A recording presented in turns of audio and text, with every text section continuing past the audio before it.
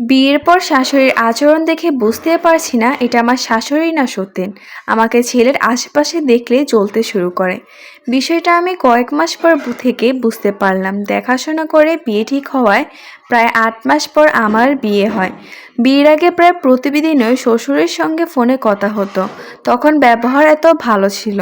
আমি মধ্যবিত্ত বাড়ির মেয়ে, আমার বাবা যথেষ্ট টাকা পয়সা আছে। বাবা চাইলে ভালো চাকরিওয়ালা বা ভালো ব্যবসায়ীর সঙ্গে আমার বিয়ে দিতে পারতো, কিন্তু আমার বাবা আগাগোড়াই বলতো সবার আগে একটা ভালো ফ্যামিলি দেখা দরকার। ছেলে ও ছেলের বাড়ির লোক যেন ভালো মানুষ হয়।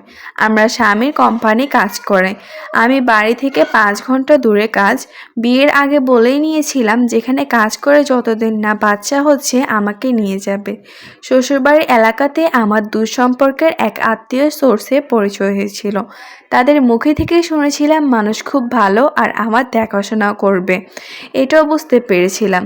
তাই বাবা আর কিছু না ভেবে এখানে আমার বিয়ে ঠিক করে নিয়েছে। কিন্তু বিয়ের পর এই লোকগুলো আমার জীবনটা এরকম বিমিশাকর করে তুলবে এটা তাদের ভালো মানুষের মুখোশ দেখে কেউ বুঝতে পারেনি। আমার বিয়ের 9 মাসে আমি মা হয়ে যাই। প্রত্যেক মাসে একদিন করে আমার স্বামী বাড়ি আসতো। সেই একটা দিনও আমার শাশুড়ি আমার স্বামীকে আমার সঙ্গে থাকতে দিত না। আমার ননদের পাশেই বিয়ে হয়েছে। যেদিন আমার স্বামী বাড়ি আসতো সেদিন ননদ ভাগ্নে ননদের বর সবাই মিলে চলে আসতো আমাদের বাড়িতে হল্লা করতে।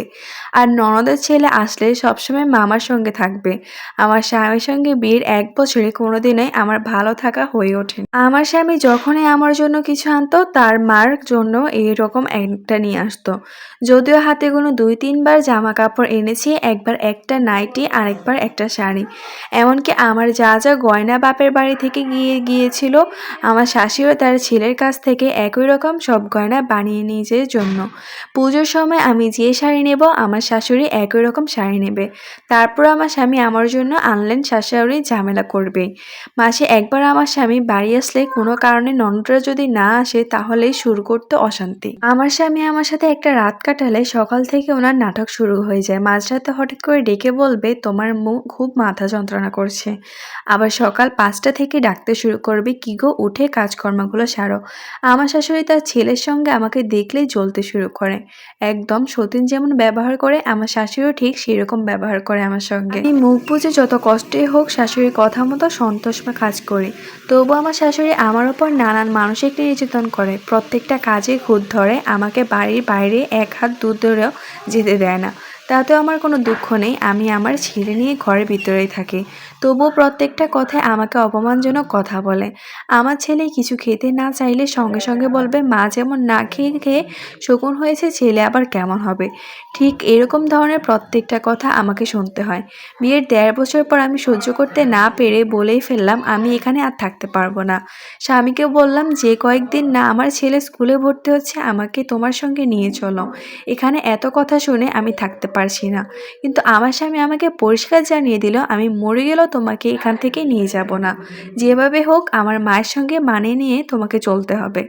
আমার স্বামীর মুখে এই কথাটা শুনে আমি নিজেকে আর সামলাতে পারলাম না। আমার স্বামী খুব ভালো মতোই জানতো এখানে দোষটা কার। কয়েকদিন বাপের বাড়ি চলে গেলাম, সেখানেও মা বাবা আমাকে বলল যেভাবে হোক মানিয়ে গুছিয়ে চলো, একটা ছেলে হয়ে গেছে, এখন কি করবে।